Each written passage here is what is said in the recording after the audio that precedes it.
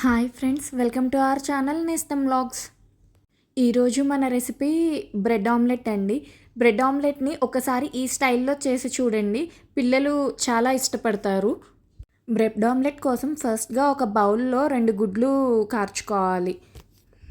ఇప్పుడు అందులో టీ కప్తో 1/2 కప్ రూమ్ టెంపరేచర్లో ఉన్న పాలు కలుపుకోవాలి. దానిలో మన రుచికి తగినట్టు ఉప్పు, కారం, 3/4 స్పూన్ పంచదార యాడ్ చేసుకోవాలి. ఇవన్నీ బాగా కలిసేలాగా విస్కర్తో బాగా కలుపుకోండి. పంచదార కూడా బాగా కలవాలి. ఉప్పు, కారం ఉండలు లేకుండా బాగా కలిసిపోవాలి. ఇప్పుడు బ్రెడ్ ఆమ్లెట్ వేసుకోవడం కోసం స్టవ్ మీద ప్యాన్ పెట్టుకొని, ప్యాన్ బాగా వేడైన తర్వాత మనం ముందుగా కలిపి పెట్టుకున్న గుడ్డు మిశ్రమంలో బ్రెడ్ స్లైస్ తీసుకొని వేసుకోవాలి. ఒక పక్క 15 సెకండ్లు ఉంచిన తర్వాత మళ్ళీ బ్రెడ్ స్లైస్ని తిప్పుకొని ఇంకో 15 సెకండ్లు ఉంచాలి. దానివల్ల మన గుడ్డు మిశ్రమం బ్రెడ్ స్లైస్కి బాగా పడుతుందండి.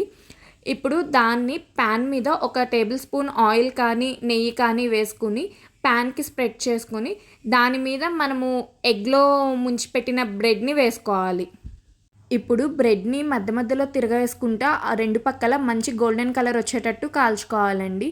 ఈ ప్రాసెస్ అంతా మీడియం ఫ్లేమ్లో చేయాలి. అప్పుడే మనకి బ్రెడ్ బాగా కుక్ అవుతుంది. దీన్ని మనము మార్నింగ్ బ్రేక్ఫాస్ట్లా కానీ ఈవినింగ్ స్నాక్లా కానీ తీసుకోవచ్చండి. పిల్లలకి చేసేటప్పుడు నెయ్యి వేసి కాల్చండి, ఇంకా హెల్తీ. మనం తీసుకున్న 2 గుడ్ల మిశ్రమానికి చిన్న స్లైస్ బ్రెడ్స్ అయితే 4 ఆమ్లెట్స్ అవుతాయండి, పెద్దవి అయితే 3 ఆమ్లెట్స్ అవుతాయి. నేను తీసుకున్న బ్రెడ్ సైజ్కి నాకు 4 ఆమ్లెట్స్ వచ్చినాయండి. బ్రెడ్ ఆమ్లెట్ రెడీ అయిపోయిందండి. ఇప్పుడు వీటిని మనము ప్లెయిన్గా అయినా తినొచ్చు, లేదంటే కెచప్తో అయినా సర్వ్ చేసుకోవచ్చు. లోపల కూడా ఎగ్ మొత్తం కుక్ అయిపోయి చాలా సాఫ్ట్గా ఉంటుందండి. అండ్ మనము షుగర్ యాడ్ చేయడం వల్ల ఆ తీపి కూడా తెలుస్తూ ఇంకా ఎమ్మీ టేస్ట్ వస్తుంది.